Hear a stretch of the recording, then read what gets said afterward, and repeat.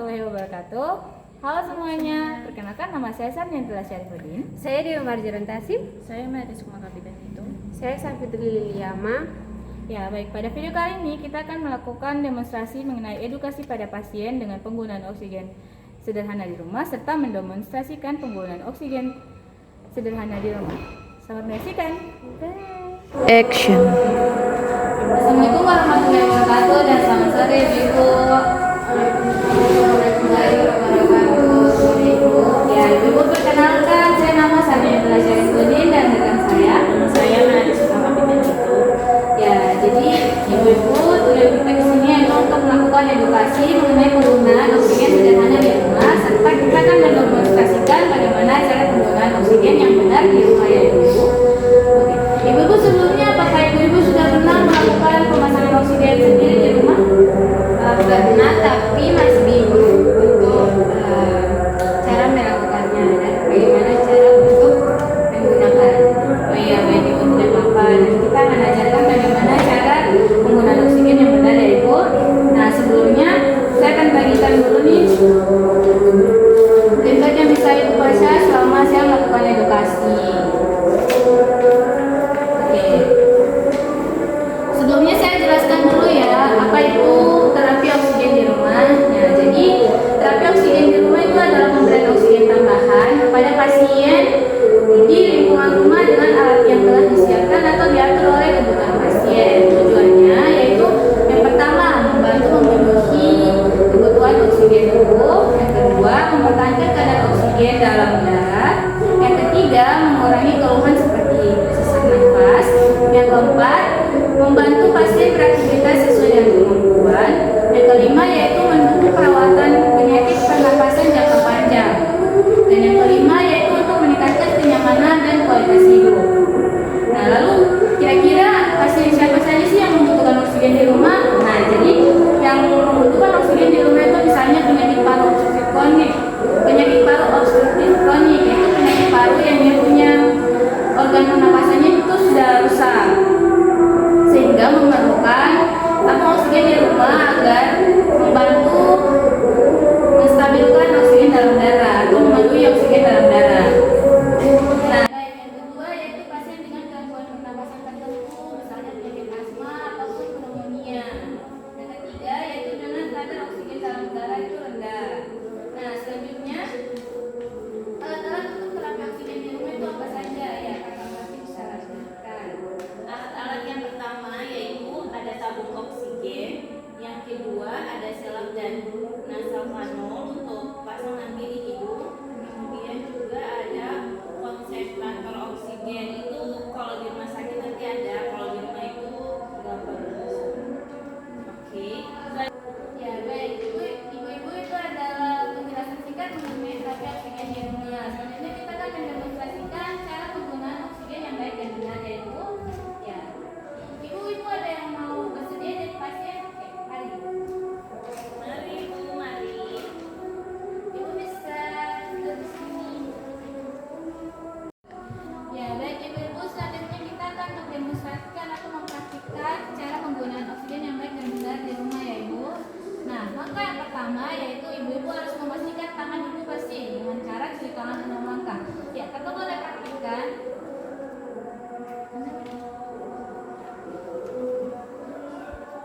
Tiga.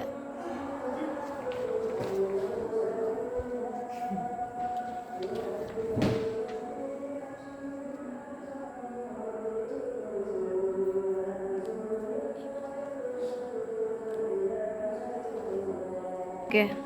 Oke, jadi seperti itu ya, cuci tangan 6 langkah yang baik dan benar agar tangan kita bersih sebelum melakukan tindakan pemasangan oksigen.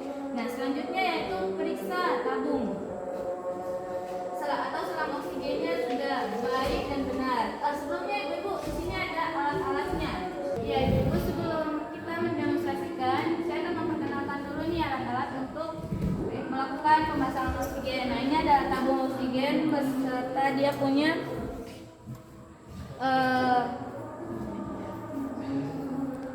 flow meter.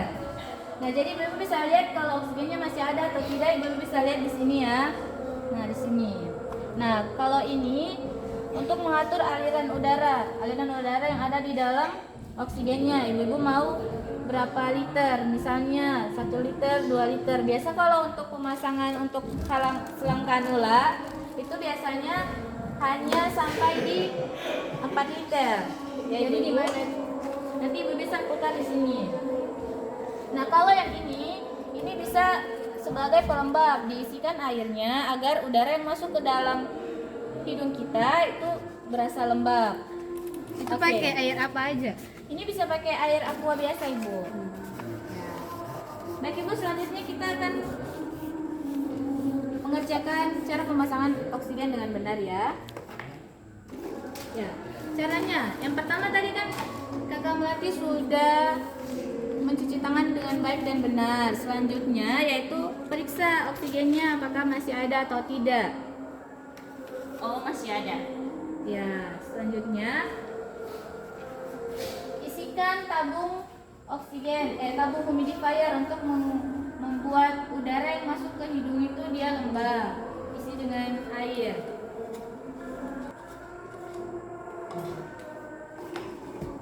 Nah, isikan air ke dalam tabung humidifier untuk menjaga kelembapan udara yang masuk ke dalam aliran udara. Iya, Ibu, sedikit saja, tidak perlu banyak-banyak.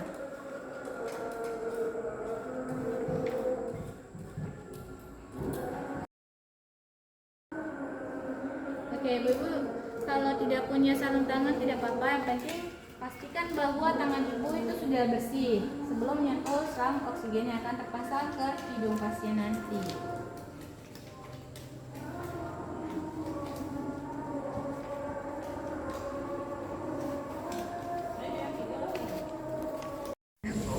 Baik, selanjutnya pasang selang oksigen, selang nasal kanulnya ke tabung oksigennya.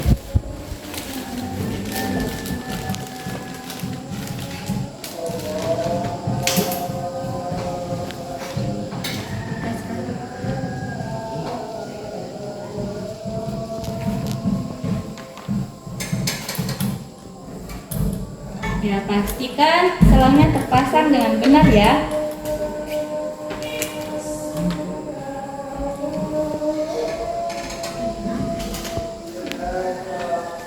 Oke, selanjutnya yaitu mengatur posisi semi-fowler.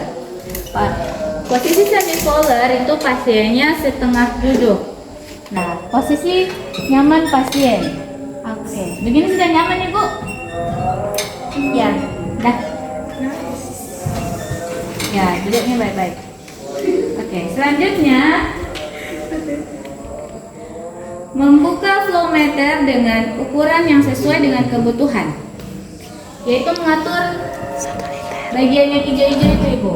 Nah, atur aliran udaranya sesuai dengan kebutuhan atau saran anjuran dari dokter. Di sini kita aturnya 2 liter saja ya, Ibu, jadi 2 liter per menit. Nah, selanjutnya yaitu memastikan bahwa udaranya keluar. Dengan cara bagaimana caranya? Nah, oke. Oke, baik. Sebelum memasangkan selang kepada hidung pasien, pastikan bahwa selangnya itu dia bengkok ke dalam. Dia punya lubang selang untuk masuk ke hidung, dia mengarah ke bawah agar udaranya masuk dengan optimal ya. Ya, silakan pasang. Bisa, Ibu. Ya. Pasang dengan hati-hati.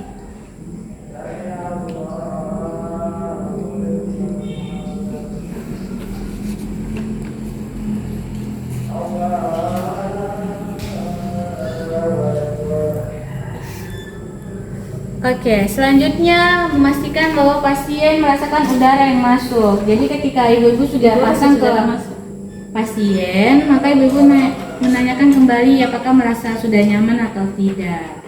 Nyaman, Ibu. Nah, baik ibu-ibu, itu adalah cara memasang oksigen baik dan benar. Setelah pemasangan oksigen, yang pemasang itu bisa melakukan kebersihan tangan kembali. Nah, apakah ibu mau coba cara memasang oksigen kepada teman ibu supaya ibu tahu bagaimana cara pemasangan oksigen yang baik dan benar di rumah? Boleh. Ya, boleh. Mari silakan ibu cuci tangan dulu. Oke, melakukan kebersihan tangan agar tangan kita bersih sebelum menyentuh selang oksigen tersebut.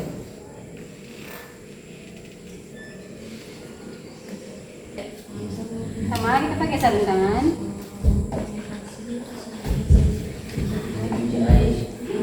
Oke Bu, setelah pakai sarung tangan, lanjut memasang selangnya ke tabung oksigen.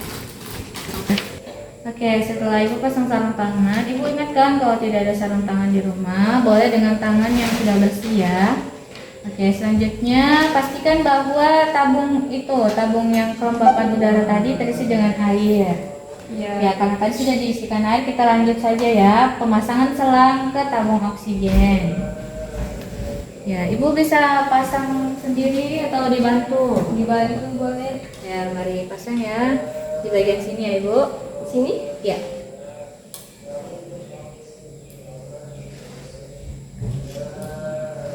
Oke. Selanjutnya atur aliran udaranya di angka sesuai dengan anjuran. Kita pakai 2 liter per menit saja ya Ibu. Oke. Selanjutnya sambungkan selangnya ke hidung pasien. Pastikan bahwa selangnya tadi dia ngadap ke bawah ya Ibu. Nah, bagian hidungnya itu. Ya, Ibu boleh pasangkan atau mau saya bantu lagi? Boleh dibantu. Ya, sebelum pasangkan rasakan aliran udaranya sudah ada atau tidak. Rasakan begini. Nah, ya. Sini? Ya. Ada aliran udaranya? Ya, silakan sambungkan ke pasiennya.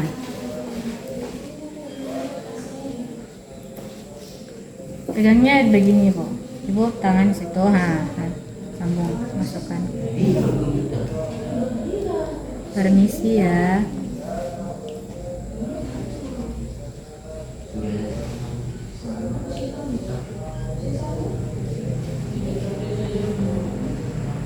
Ya, begitu Ibu. Ibu sudah pandai melakukannya dengan benar. Tanyakan kepada pasien apakah aliran udaranya masuk atau tidak. Bu, apakah ada aliran udara yang masuk ke dalam hidung? Ya. Jadi begitu ya Ibu-ibu cara pemasangan oksigen yang benar di rumah. Iya, suster. Baik Ibu, itu tadi cara pemasangan oksigen yang baik dan benar di rumah. Nah Ibu-ibu, apakah dari teknik yang kami ajarkan tadi ada yang Ibu tanyakan? Saya Ya boleh. bertanya kalau misalnya bisa lebih dari 2 liter atau Sebenarnya untuk kalau misalnya ini kan serat nasal kanula, dia batasnya itu sampai dengan 4 liter. Kalau misalnya 5 sampai 6 itu dia sudah menggunakan masker. Jadi itu sesuai dengan anjuran dari dokter ya Ibu. Oke. Ada lagi yang ingin bertanya? itu kalau 5 sampai 6? Ya, itu beda lagi Ibu caranya, bukan pakai nasal kanula ini, tapi ada yang bentuknya masker Ibu. Oh iya. Kayak di video-video. Iya, kayak di film-film begitu Ibu. Oke. Ada yang ingin tanyakan lagi? Ibu, ada yang mau tanya? Tidak ada, kalau tidak ada. Tidak ada Ibu? Tidak ada lagi. Oke, baik, kalau tidak ada Ibu, terima kasih atas waktunya yang sudah diberikan kepada kami untuk menjelaskan cara pemasangan oksigen yang baik dan benar di rumah ya, Ibu. Terima kasih Ibu. Terima kasih, Ibu. Ya, apabila ada salah, mohon maaf karena kesempurnaan hanya ini. Ini bisa dibawa pulang? Boleh Ibu, ini untuk Ibu cara yang Terima kasih, Bu. Terima kasih, Bu. Terima Permisi. kasih waktunya Bu. Terima kasih. Baik, itulah video demonstrasi cara pemberian oksigen yang baik dan benar di rumah. Kurang lebihnya mohon maaf. Wassalamualaikum warahmatullahi wabarakatuh dan terima kasih sudah menonton. Bye.